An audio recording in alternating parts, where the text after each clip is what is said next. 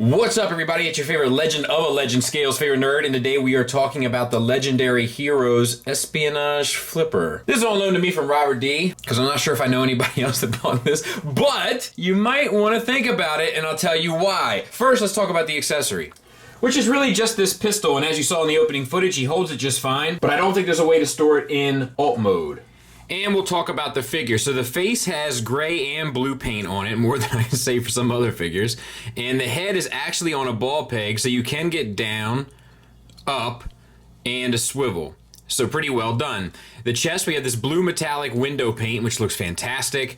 The shoulders are on little ball pegs. You can get the shoulders up to there, down to there, and all the way around. You can get a 90-degree elbow bend on a ball peg, and that also doubles as a bicep swivel.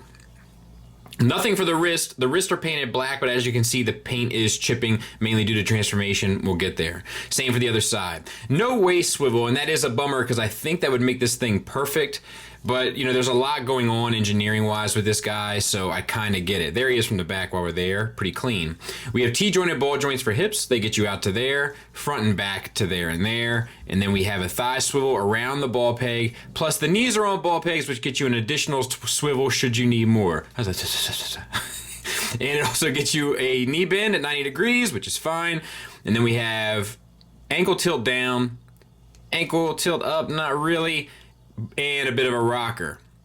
So it's pretty, it's pretty sweet for what it is. It's a decent little sculpt and everything. Let's do some size comparisons. There he is with Iron Factory Blaster and a Hasbro Legends, and I think that's scaled pretty awesome. I don't have any complaints about that, but I can understand how you would want more than one point of reference. There it is next to a safety pin, a penny, a K-cup, a Tasty Cake Coffee Cake Jr., which is delicious, by the way, and half a lemon. I've done that once before with a really large figure, so I thought let's go ahead and give it one more whirl. Anyway, let's get into transformation. We're gonna start with step one, which is opening up these back flaps on the back of the foot. Plug the feet in together, pull the back flap back, open up the chest, split the rear fenders around to the side of the hips. Bring the rear tires back to the rear of the vehicle. As you do so, you may have to manipulate the hips a bit in order to get it all properly lined up. Flip these rear window pieces out on both sides. Fold the head back and close where the rear windshield would be. Looking at the roof of the car, rotate both hands so that this element of the fist is facing towards you. Then rotate both arms to the inside of the vehicle and everything should line up. Then bend at this rear hinge. It has a tendency to pull these rear fenders up. If that happens, we'll clean it up at the end and take a look at it. But fold the hands in and get her all situated. Then lastly, fold out both of the tires and you're ready. And there it is. It doesn't roll, but you know, it's pretty perfect.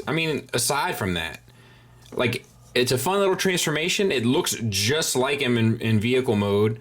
You know, it's a little gappy in this little step here to bring out those back hips. Kind of can get a little messy with making sure the rear fenders line up, but it's like you got little red detailings there. It's silver and the bumper's painted. I don't know what more you would want. I would say it's pretty close to perfect. I know what you want. Final thoughts wise, just a few things worth noting on the negatives. The paint does have a tendency to chip off of the hands, at least it seems so from this one. It would have been nice to have a waist swivel, but I understand I might be asking for too much. I get it there. And rotating one of the final steps of bringing the whole torso up around the front of the legs can be a little aggravating to get everything to stay in proper place. But outside of that, no complaints. Articulation is spot on with the exception of the waist swivel. The sculpt is great. The transformation's fairly fun. That one step can get on your nerves, but aside from that, it's pretty fun. It definitely has a likeness to the character and a strong presence in that regard. It's a little small. The vehicle can fit in the back of the DX9 Dutch as just kind of a fun fact. So there's just a lot going for this guy. It's a pretty cool representation to be, and I think if you do Legends or you really like this character, I definitely advise picking it up. Thanks for listening. Thanks for watching. Until next time, take care.